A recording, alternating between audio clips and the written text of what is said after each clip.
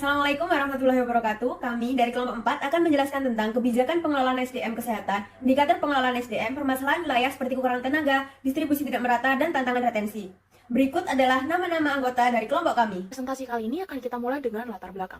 Pertama-tama, sumber daya manusia di bidang apapun itu sangat-sangat krusial, termasuk di bidang kesehatan. Karena di bidang kesehatan sendiri, SDM kesehatan itu juga menjadi penggerak utama sistem kesehatan dan prasyarat mutlak bagi pencapaian Universal Health Coverage serta target SDGs menurut WHO 2016.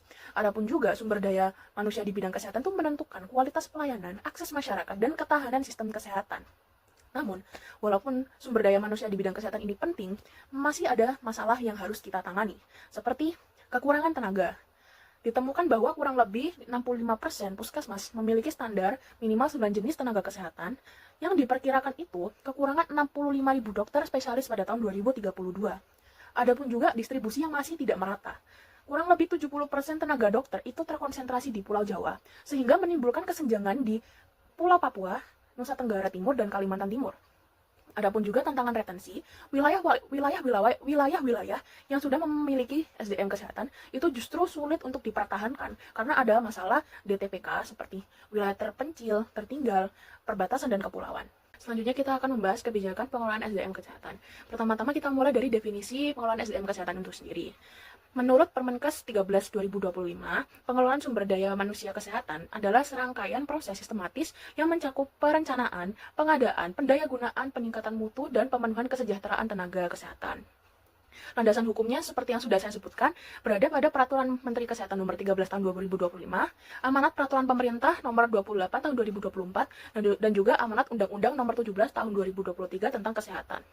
Pada Peraturan Menteri Kesehatan Nomor 13 Tahun 2025 sendiri, dinyatakan bahwa SDM kesehatan itu mencakup tenaga medis, tenaga kesehatan, dan tenaga penunjang kesehatan. Tujuan dari kebijakan ini sendiri itu tercantum pada pasal 4, 197, dan 211 bahwa tujuannya adalah menjamin ketersediaan, pemerataan, peningkatan mutu, dan kesejahteraan SDM kesehatan secara berkelanjutan. Selanjutnya adalah komponen pengelolaan SDM kesehatan. Yang pertama adalah perencanaan tenaga, yang kedua adalah pengadaan atau rekrutmen, yang ketiga adalah pendayagunaan atau distribusi, yang keempat adalah peningkatan mutu atau pengembangan kompetensi, yang kelima adalah pemenuhan kesejahteraan atau retensi. Masing-masing dari komponen ini memiliki kondisi idealnya masing-masing. Pertama-tama dari perencanaan tenaga sendiri didasari pada pasal 4 sampai 16 bahwa pendekatannya itu pada institusi dan wilayah. Lalu Fasiankes juga beroperasi wajib menggunakan analisis beban kerja atau ABK. Ada juga Fasiankes baru wajib gunakan standar ketenagaan minimal. Ada juga perencanaannya itu 5 tahun dan ditinjau setiap tahun. Pada komponen pengadaan atau rekrutmen sendiri yang ditinjau pada pasal 17 sampai 26, kondisi idealnya dilaksanakan sesuai perencanaan, bantuan pendanaan pendidikan atau beasiswa dari pusat atau daerah. Ada juga penerima beasiswa wajib kontrak kinerja dan fakta integritas. Pada komponen pendayagunaan sendiri, masa pengabdiannya 3 tahun DTPK untuk wilayah DTPK dan 4 tahun untuk wilayah non-DTPK. Dan penugasan khusus untuk daerah kosong maksimal 3 tahun. Utamakan hubungan kerja daripada hubungan kemitraan. Ada juga yang pada tingkat peningkatan mutu, pelatihan wajib di lembaga pelatihan terakreditasi, hasil pelatihan dikonversi ke Satuan Kredit Profesi atau SKP, dan SKP syarat mutlak perpanjang SIP setiap 5 tahun. Dan yang terakhir, pemenuhan kesejahteraan, yaitu upah pokok lebih dari 75% dari total upah, ditambah dengan tunjangan tetap. Total upah lebih besar dari UMR atau UMP. Dan juga wajib BPJS Kesehatan dan BPJS Ketenagakerjaan, wajib unit perlindungan hukum, dan tim anti perundungan. Di sini saya akan menjelaskan tentang pengelolaan pengembangan sumber daya manusia. Ada beberapa indikator yang mempengaruhinya. Yang pertama ada rasio tenaga kesehatan per penduduk. Rasio tenaga kesehatan per penduduk ini merupakan indikator dasar yang menghitung proporsi tenaga kesehatan seperti dokter, perawat, bidan, apoteker, dan tenaga kesehatan lainnya yang tersedia untuk melayani sejumlah penduduk tertentu. Biasanya dinyatakan sebagai jumlah tenaga per 1000 penduduk. Di Indonesia, standar nasional sering mengacu pada target 1 dokter per 1000 penduduk, 2,5 perawat per 1000 penduduk, dan 1 bidan per 1000 penduduk. Meskipun realitas nasional masih di bawah itu dengan rata-rata sekitar 0,4 dokter per 1000 penduduk. Indikator ini sangat krusial karena mencerminkan kecukupan kuantitas tenaga kesehatan secara proporsional terhadap ukuran populasi. Memungkinkan deteksi dini apakah sistem pengelolaan sudah mampu menjamin akses pelayanan dasar seperti promotif, preventif, kuratif, dan rehabilitatif bagi seluruh lapisan masyarakat. Yang kedua ada pemerataan distribusi di mana mengevaluasi tingkat keseimbangan penempatan tenaga kesehatan di berbagai wilayah geografis, tingkatan fasilitas kesehatan yang dimana primer seperti puskesmas, sekunder seperti RS kabupaten, hingga tersier seperti RS nasional, serta jenis layanan spesifik seperti kesehatan ibu anak atau penanganan penyakit tidak menular. Pengukurannya biasanya menggunakan indeks Gini distribusi, rasio tertinggi terendah antar provinsi, atau persentase cakupan tenaga di daerah 3T atau terdepan terluar tertinggal. Indikator ini esensial untuk mengidentifikasi kesenjangan akses layanan kesehatan dengan memantau sistem pengelolaan dapat dirancang ulang melalui kebijakan insentif relokasi sehingga memastikan pemerataan yang adil dan mengurangi disparitas demografis, geografis, serta sosial ekonomi antar wilayah. Yang ketiga ada ketersediaan dibanding kebutuhan, di mana indikator ini melakukan perbandingan mendalam antara stok tenaga kesehatan yang ada saat ini dengan proyeksi kebutuhan masa depan yang dihitung berdasarkan faktor seperti beban penyakit, pertumbuhan populasi, penuaan demografi, serta tuntunan layanan baru seperti penanganan COVID-19, varian baru atau peningkatan kasus kanker. Metode perhitungannya sering menggunakan model Workload Indicator of Staffing Need atau rasio populasi kebutuhan spesifik di mana gap besar seperti defisit 100.000 perawat nasional menandakan ketidakoptimalan sistem.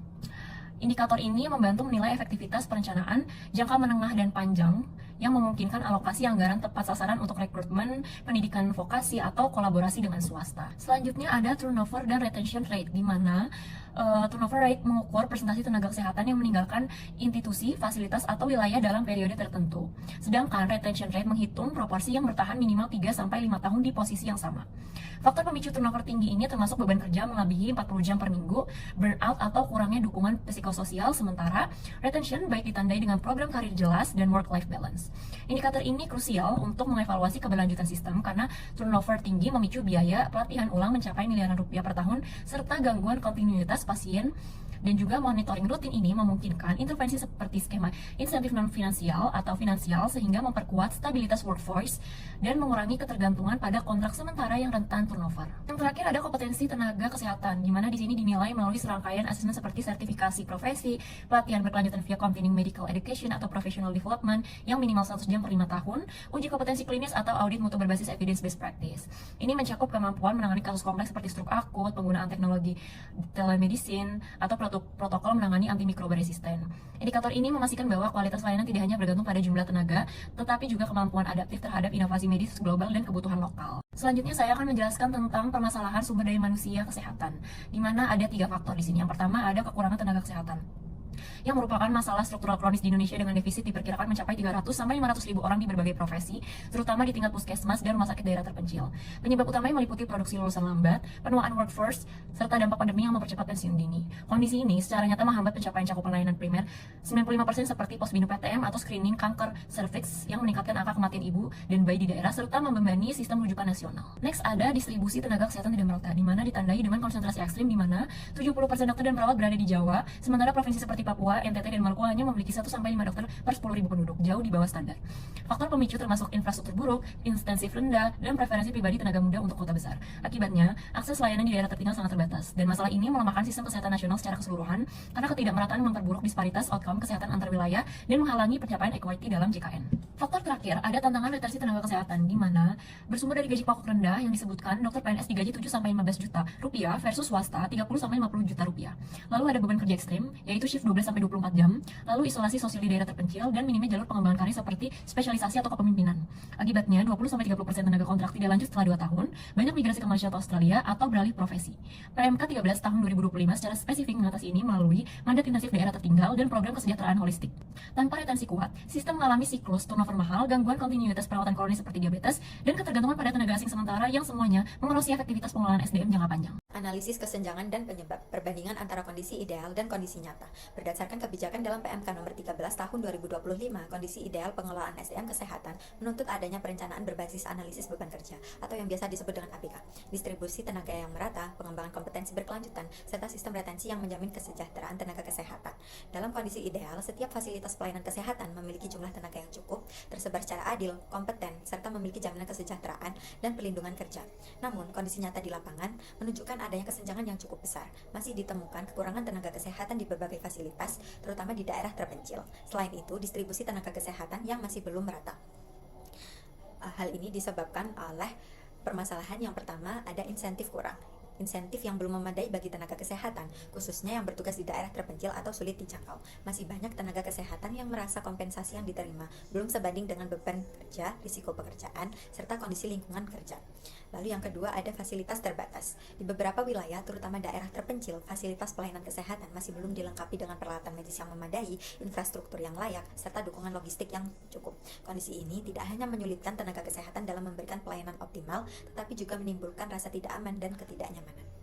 Yang ketiga adalah distribusi yang masih belum optimal. Artinya pembagian tenaga kesehatan di setiap daerah masih belum merata dan belum sesuai kebutuhan. Kita masih sering melihat tenaga kesehatan lebih banyak memilih bekerja di kota karena fasilitas lebih lengkap, akses lebih mudah, dan peluang karir lebih besar. Akibatnya di daerah terpencil atau pedesaan jumlah tenaga kesehatan jadi sangat terbatas. Contohnya rumah sakit di kota biasanya punya dokter spesialis lengkap seperti dokter anak, dokter kandungan, atau dokter bedah. Sementara di puskesmas daerah yang terpencil kadang hanya ada satu dokter umum atau bahkan harus menunggu dokter datang pada hari tertentu. Hal ini membuat masyarakat di daerah terpencil lebih sulit untuk mendapatkan pelayanan kesehatan yang cepat dan juga lengkap.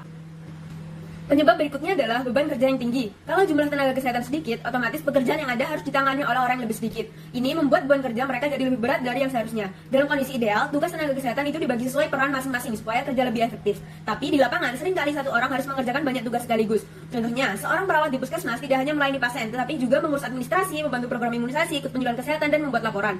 Kalau kondisi ini terus terjadi, tenaga kesehatan bisa mengalami kelelahan fisik dan mental atau burnout. Dampaknya bukan hanya pada kesehatan mereka, tapi juga bisa menurunkan kualitas pelayanan kepada pasien karena tenaga dan fokus mereka terbagi. Penyebab yang terakhir adalah jenjang karir yang kurang jelas. Bagi tenaga kesehatan, pengembangan karir itu penting karena bisa meningkatkan motivasi kerja dan memberikan gambaran masa depan profesi mereka. Tapi pada kenyataannya, terutama di daerah terpencil, kesempatan untuk berkembang seringkali terbatas. Misalnya untuk ikut pelatihan, seminar, pendidikan lanjutan, atau promosi jabatan tidak selalu mudah didapatkan. Berbeda dengan tenaga kesehatan di kota yang biasanya lebih mudah mendapatkan informasi pelatihan, seminar, dan peluang kenaikan jabatan. Kondisi ini membuat banyak tenaga kesehatan merasa perkembangan karir mereka berjalan lambat dan masa depannya kurang jelas. Akibatnya motivasi kerja bisa menurun dan banyak yang memilih pindah ke tempat kerja yang menawarkan peluang kerja yang lebih baik. Dampak permasalahan. Yang pertama, akses layanan tidak merata. Ketimpangan distribusi tenaga kesehatan menyebabkan akses layanan kesehatan tidak merata antar wilayah. Masyarakat yang tinggal di daerah perkotaan memiliki akses yang lebih mudah terhadap berbagai jenis layanan kesehatan, baik dari segi jumlah tenaga maupun fasilitas yang tersedia. Sebaliknya, masyarakat di daerah terpencil atau tertinggal seringkali mengalami kesulitan dalam mendapatkan pelayanan. Lalu yang kedua, ada kualitas pelayanan menurun. Ketika jumlah tenaga tidak mencukupi dan beban kerja terlalu tinggi, tenaga kesehatan tidak dapat memberikan pelayanan secara optimal. Waktu konsultasi menjadi lebih singkat, ketelitian dalam diagnosis menurun, dan interaksi dengan pasien bisa menjadi kurang maksimal. Akibatnya, kualitas pelayanan mengalami penurunan. Lalu yang ketiga, ada beban kerja tenaga meningkat.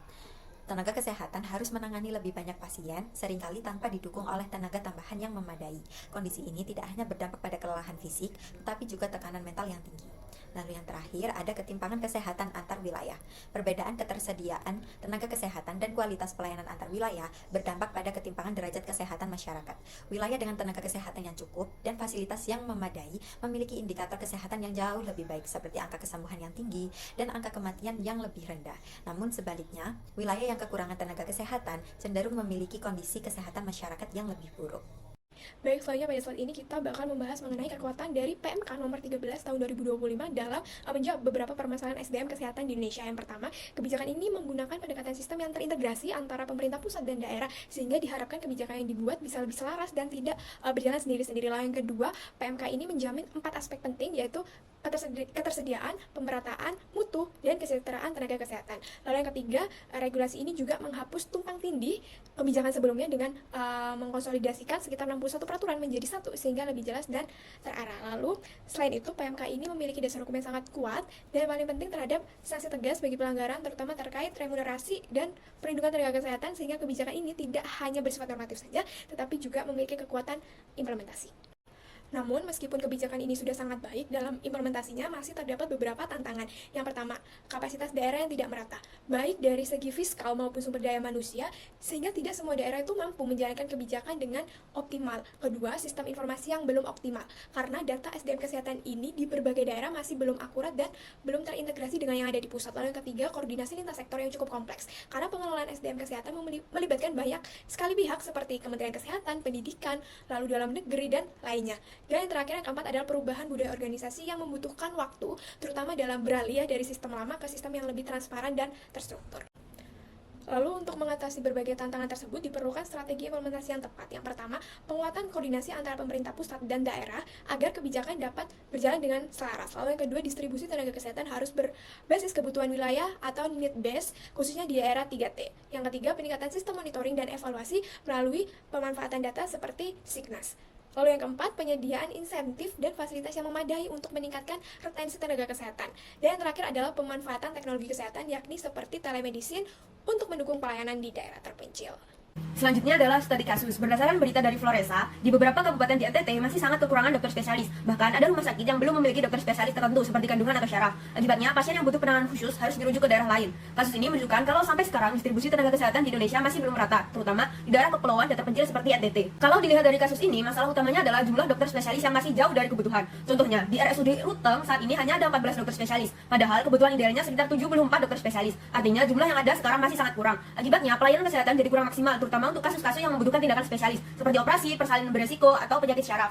Kalau kita lihat penyebabnya, yang pertama adalah distribusi tenaga kesehatan yang belum merata. Banyak dokter lebih memilih bekerja di kota besar karena fasilitas lebih lengkap dan peluang kerja lebih baik. Kedua, insentif dan fasilitas di daerah masih kurang. Dalam berita ini juga dijelaskan bahwa beberapa daerah sampai harus menaikkan insentif agar dokter spesialis mau datang dan bekerja di sana. Ketiga, akses geografi yang sulit. Karena wilayah NTT banyak berupa pulau-pulau, mobilitas tenaga kesehatan jadi lebih sulit dibandingkan wilayah perkotaan. Dan yang terakhir, peluang pengembangan karir masih terbatas. Banyak tenaga kesehatan merasa kalau bekerja di daerah, peluang untuk berkembang lebih kecil. Untuk dampak dari masalah ini cukup besar. Yang pertama, pasien harus dirujuk ke rumah sakit di daerah lain. Contohnya dalam berita, ada ibu hamil dari Lembata yang harus dirujuk ke Laruntuka karena tidak ada dokter spesialis kandungan di daerahnya. Kondisi ini tentu berisiko karena membutuhkan waktu perjalanan cukup lama. Kedua, bisa terjadi keterlambatan penanganan medis. Semakin lama pasien ditangani, semakin besar resiko komplikasi. Ketiga, tenaga kesehatan yang ada jadi memiliki beban kerja lebih tinggi karena jumlah pasien banyak tetapi tenaga terbatas.